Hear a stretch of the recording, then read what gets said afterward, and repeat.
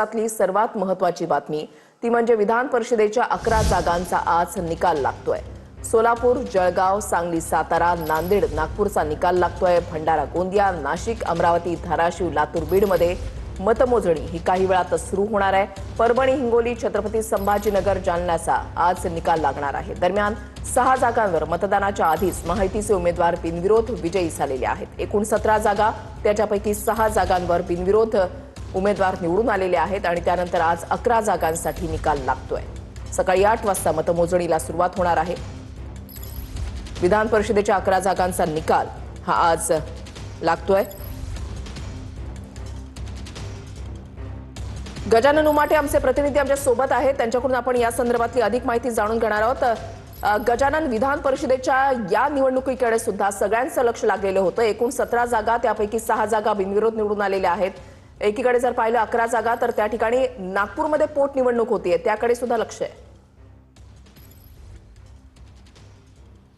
नक्कीच महाराष्ट्रामध्ये 11 जागांचा निकाल आज लागते आहे। नागपूरमध्ये पोटनिवडणूक आहे। सगळ्यात महत्त्वाचं म्हणजे या निवडणुकीत भाजपनं आणि महायुतीनं संपूर्ण ताकद पणाला लावली होती। सगळ्यात महत्त्वाचं म्हणजे या स्थानिक स्वराज्य संस्थांचे जेव्हा निकाल आले तेव्हा भाजप आणि महायुती पहिल्या नंबरला होती। त्यामुळे स्वाभाविक आहे की या निवडणुकीच्या निकालातही महायुतीचं पारडं जे आहे ते जड राहणार आहे। ज्या बिनविरोध जागा निवडून आल्या त्या 100% महायुतीच्या जागा ज्या आहेत त्या निवडून आलेल्या आहे आणि आज 11 जागांचे जे निकाल आहे त्यावरही 100% जागा भाजप महायुती जिंकतील असा आशावाद जो आहे तो महायुतीच्या नेत्यांकडनं वर्तवण्यात आला होता।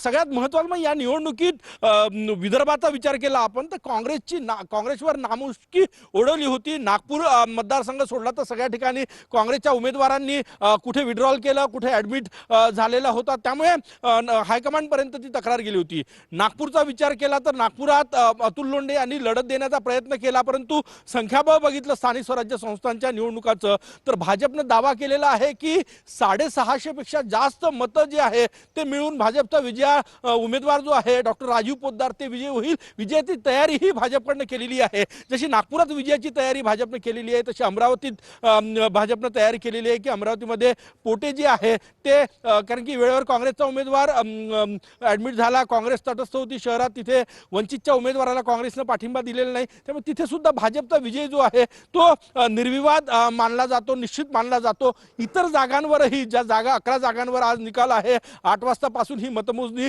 होणार आहे। त्या 11 जागांवरही भाजप आणि महायुतीचे उमेदवार जे आहे ते निवडून येतील। नाशिकमध्ये काही काळ चुरस होती परंतु नंतर ज्या भाजपच्या बंडखोर उमेदवारांनी शिवसेनेच्या उमेदवाराला पाठिंबा दिल्यानंतर ही चुरस जी आहे ती संपली। एकूणच या निवडणुकीत आपण बघितलं तर स्थानिक स्वराज्य संस्थांचे निकाल आणि त्यानंतर आजचे निकाल म्हणजे या विधान परिषद निवडणुकांचे निकाल तर महायुतीचा डंका असेल सगळ्याच्या सगळ्या जागा म्हणजे आजच्या।